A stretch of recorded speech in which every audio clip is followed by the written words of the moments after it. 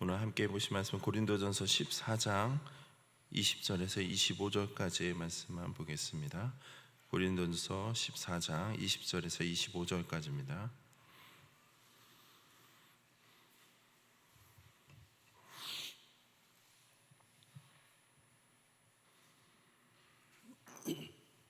한 절씩 읽고 마지막 25절은 함께 합독하도록 하겠습니다. 형제들아, 지혜 있는 아이가 되지 말고 악에는 어린아이가 되라. 지혜에는 장성한 사람이 되라.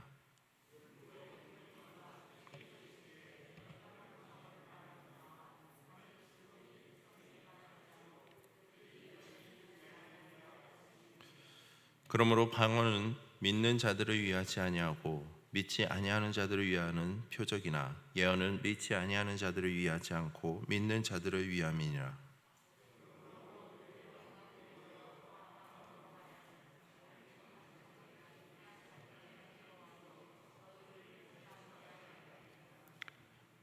그러나 다 예언을 하면 믿지 아니하는 자들이나 알지 못하는 자들이 들어와서 모든 사람에게 책망을 들으며 모든 사람에게 판단을 받고 그 마음에 숨은 일들이 드러나게 되므로 엎드려 하나님께 경배하며 하나님이 참으로 너희 가운데 계신다 전파하리라.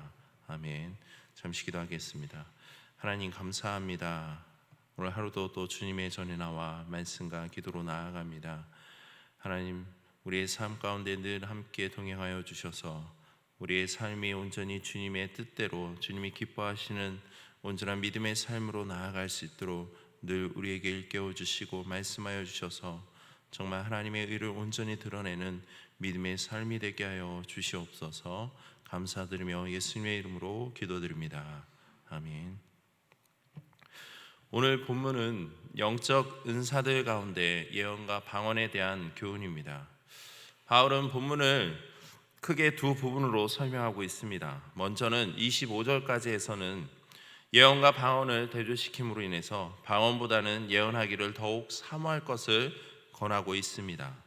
다음 26절에서 46절까지의 말씀에서는 방언과 예언의 그 사용을 중심으로 한 공적 예배 시의 질서에 대한 결론적인 부분 권면으로 여기서 바울은 교회에 여러 은사가 있으나 그 모든 은사들은 교회의 덕을 세우며 질서 있게 사용돼야 함을 교훈하고 있다는 겁니다. 먼저 우리가 생각해 볼 것은요, 방언과 예언의 은사에 대한 이해 부분입니다. 사도행전 2장에 보면 방언이 무엇인가에 대한 직접적인 내용을 기록하고 있습니다.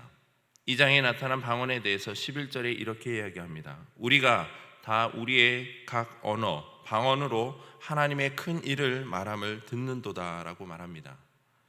여기서 큰 일이란 위대한 일, 즉 놀라운 사역 등의 뜻을 지니므로 바울의 이러한 표현을 통해서 당시 방언은 단순히 사람들이 알아들을 수 없는 횡설수설하는 말이 아닌 바로 하나님의 놀라운 구원 사역을 드러내는 논리정연한 말임을 알 수가 있다는 겁니다. 이처럼 당시 사람들은 하나님께서 행하신 일의 놀라운 것과 하나님의 위대하신가, 하나님의 그 영광을 표현하는 일들을 말하고 있는 제자들의 그 말을 듣고는 각기 자기들의 방언으로 알아들었습니다. 그리고 그 일이 너무나 신기하여 2장 12절과 13절에는 다 놀라며 당황하여 서로 이르되 이 어찌 된 일이냐 하며 또 어떤 이들은 조롱하여 이르되 그들의 세술에 치였다라고 기록하고 있습니다. 이처럼 이 사건에서 보여주고 있는 것처럼 방언은요, 매우 신비적이며 무아지경에서 일어나는 놀라운 영적인 일이라는 겁니다. 그러므로 방언은 해석을 필요로 할 수밖에 없다라는 겁니다. 무엇보다 방언은 자기 자신의 영적 체험 속에서 나타납니다. 그래서 방언은 하나님과의 관계에서 유익하지만 다른 사람들에게는 도움을 주지 못한다는 겁니다. 만약 다른 이들에게 유익을 주려면 거기에는 언제나 통역, 해석이 동반되어야 한다는 겁니다. 즉 방언으로 말하는 사람들을 통해 성령께서 말씀하시는 것이 무엇인지를 분별케 하는 것입니다. 그러므로 공적으로 방언의 그 은사를 사용하기 위해서는 방언을 해석하는 사람이 있을 시 행해야 하며 만일 방언을 통역, 해석하는 이가 없다면 다른 이들 앞에서 행하는 것을 절제한다라는 겁니다. 반면에 예언에 대해서 바울은 3절에 예언하는 자는 사람에게 말하며 덕을 세우며 권면하며 위로하는 것이라 말하고 있습니다. 여기서 예언은요, 일반 사람으로서는 알기 어려운 하나님의 비밀스러운 계시를 사람들에게 알린다는 의미로서 사람들을 대상으로 사람들이 직접 이해할 수 있는 그 언어로 말하는 것입니다. 무슨 의미입니까? 이는 방언은 하나님께 대하여 영어로 말하는 것이기에 사람으로서는 이를 이해할 수 없지만 예언은 사람이 듣고 깨달을 수 있는 언어를 그 언어로 말하게 된다는 점에서 분명한 차이가 있다는 겁니다. 무엇보다 중요한 것은요, 예언은 사람에게 말하여 덕을 세우며 권면하며 위로하는 것이라는 점에서 분명한 교회의 덕이 있다는 겁니다. 그래서 바울은 20절에서 25절 말씀을 통해 방언과 예언은 애초부터 다른 목적으로 주어진 은사임을 밝히고 있는 겁니다. 즉 방언은 믿지 않고 불순종하는 자들을 향한 표적으로 복음의 전파를 위해 주어진 목적이 있는 반면에 예언은 믿는 자들을 위한 은사로서 영적 우지에서 벗어나게 하여 성도들로 하여금 믿음의 길로 인도하시고 자극함으로써 교회 공동체에 하나님의 그 은혜의 임재를 가능하게 하기 때문에 교회에 큰 유익을 가져다 주는 것이기에 방언보다는 바로 그 예언을 더욱더 사모할 것을 권하고 있다는 겁니다. 이로써 바울은 26절 이하로 방언과 예언의 은사, 더 나아가 모든 은사 사용에 있어 그 모든 것을 품위 있게 하고 질서 있게 할 것을 교훈하고 있습니다. 바울은 26절에서 공적 예배 시 모든 은사에 대해 모든 것을 덕을 세우기 위하여 하라는 그 원칙을 제시하고 있습니다. 그렇다면 방언의 은사는 교회의 덕을 위해 전혀 사용될 수 없는 걸까요? 이에 대해 바울은 27절과 28절을 통해서 방언이 어떻게 사용되어야 교회의 덕을 세우는 데 기여할 수 있는지를 보여주고 있습니다. 즉 방언 역시 성령의 은사, 하나님의 선물 가운데 하나입니다. 그리고 그 선물을 받은 자가 떳떳하게 누릴 수 있는 것이기에 능히 그 은사를 받은 자로서 말할 수 있습니다. 그러나 그 자체로는 교회의 덕을 세우는 일에 오히려 걸림돌이 될 수 있게 바울은 그 실제적인 사용법에 대해 권면하고 있습니다. 27절과 28절 말씀입니다. 만일 누가 방언으로 말하거든 그 사람이나 많아야 세 사람이 차례를 따라하고 한 사람이 통역할 것이요 만일 통역하는 자가 없으면 교회에서는 잠잠하고 자기와 하나님께 말할 것이니라. 즉 두 사람 혹은 많아야 세 사람이 순서대로 말해야 한다는 겁니다. 그러나 이렇게 두 사람 내지 세 사람 순서를 정해 각각 말할 경우에도 경울 거라도 그 통역이 있어야 함을 그 가능성을 이야기하고 있다는 겁니다. 방언은 성령의 임재를 나타내는 대표적인 표적입니다. 그러므로 방언을 말하고자 하는 사람은 그 방언에 대해 통역하는 사람이 없으면 교회에서 방언하기를 그만두고 단지 홀로 있을 때 자기와 하나님께 말해야 하는 겁니다. 또한 바울은 29절에서 33절을 통해서 예언의 사용과 그 관련한 그 권면을 이야기합니다. 바울은 29절에 예배드리는 중에 나타나는 예언 역시 방언과 유사한 규칙이 적용됨을 이야기합니다. 29절 말씀입니다. 예언하는 자는 둘이나 셋이나 말하고 다른 이들은 분별할 것이요 라고 말합니다. 이는 예언이라고 해서 모두가 공적 예배에서 무조건 수용되는 것이 아닌 교회의 덕을 세우는 것인지의 여부에 따라 분별돼야 함을 이야기하고 있는 겁니다. 이처럼 바울은 은사 사용에 있어 모든 은사는 교회의 덕을 세우기 위해 있는 것이며 하나님은 질서와 화평의 하나님이심을 밝히고 있다는 겁니다.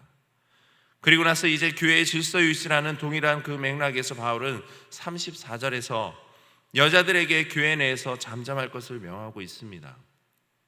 이러한 여성의 발언권과 교회 활동을 제한하는 듯한 그 바울의 태도는 단순히 남성의 우월성을 주장하는 것이 아닙니다. 이는 당시 사회적, 문화적 관습과 배경의 차원에서 이해되어야 한다는 겁니다. 그래서 바울은 37절 이하로 은사 문제에 대한 그 최종적인 교훈으로 자신들이 받은 풍성한 은사로 인해 다른 사람들을 무시했던 고린도 교회 성도들의 그 우월의식과 영적 교만을 책망하며 모든 성령의 은사를 사랑 안에서 교회 공동체에 덕을 끼치고자 하는 마음으로 질서를 지켜가며 필요에 따른 사용을 권면하고 있습니다. 무엇보다 이러한 바울의 권면은 하나님께로부터 받은 것임을 강조하며 반드시 지켜 행할 것을 고린도 교회 성도들에게 거듭 강조하고 있습니다. 40절에 보시면 모든 것을 품위 있게 하고 질서 있게 하라 말하고 있습니다. 이 말씀은 11장부터 시작된 신령한 은사에 관한 모든 문제의 어찌 보면 결론이라 할 수 있습니다. 여기서 품위 있게가 개역 한글에서는 적당하게로 표현되는 것으로 질서 있게, 어울리게, 단정하게라는 뜻으로서 교회 공동체 안에서의 그 질서를 조화롭게 이뤄가는 것을 의미하는 겁니다. 다시 말해 모든 일에 있어서 마땅히 해야 할 바를 흠없게 하되 교회의 질서를 세워가면서 하라는 것입니다. 또한 질서 있게라는 말은 군대 용어로서 순서대로, 차례대로라는 뜻으로 군대의 조직이 질서 있게 움직이듯이 교회도 모든 일에 질서 있게 행하라는 겁니다. 즉 군대는 분명한 원칙과 질서가 있기 때문에 군대로서 존재하고 있는 겁니다. 만약 그 원칙과 질서가 군대라는 공동체를 위해 바로 세워지지 않는다면 그 군대는 무너질 수밖에 없습니다. 교회도 마찬가지입니다. 우리는 공적 예배 가운데 개인의 생각이나 주장은 일단 자제하고 교회 공동체 유익을 항상 먼저 생각하며 자기에게 주어진 그 은사를 품위 있고 질서 있게 사용해야 한다는 겁니다. 교회는 구원받은 자녀들이 모인 곳이지만 서로 다른 다양한 사람들이 모여 있습니다. 이 말은 곧 다양한 은사가 존재한다라는 겁니다.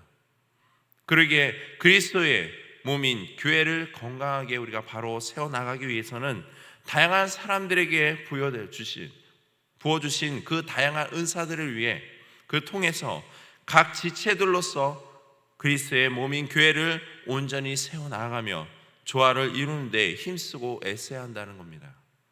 그럴 때 교회는 교회로서 이 땅 가운데 선한 영향력을 행사할 수 있으며 그 권위를 드러낼 수 있는 겁니다.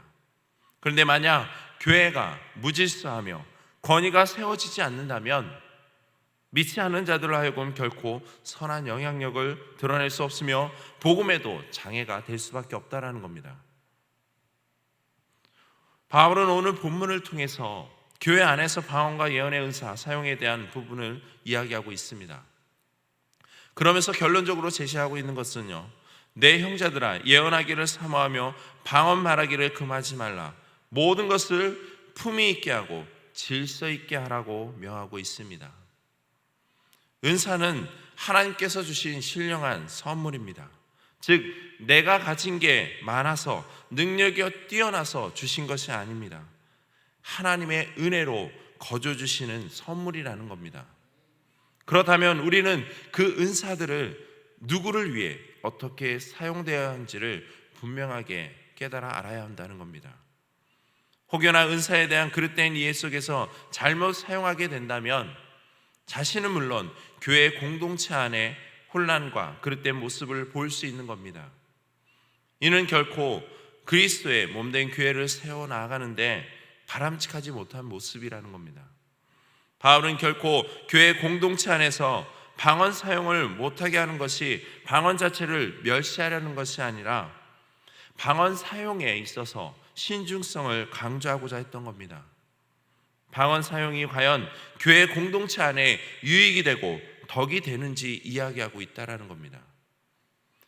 이것을 우리가 생각하고 매일매일 우리의 삶 속에서도 우리가 생활하는 그 삶의 터전인 가정과 직장, 교회 안에서도 내가 가진 그 은사, 달란트 등을 통해 건강한 유익을 공동체 안에 주고 있는지 우리는 점검해야 될 것입니다. 아니면 나 자신만의 만족과 그 유익을 위해서 사용되고 있지는 않은지요. 하나님께서 우리에게 거두신 하나님의 은혜로 말미암아 부어주신 그 은사는 나 개인의 삶을 위해서 또 나 개인의 유익을 위해 사용되어지는 것이 아니라 바로 그리스도의 몸된 교회인, 교회 공동체 덕을 위해 무엇보다도 하나님의 영광을 드러내는데 온전히 사용되어야 될 것입니다.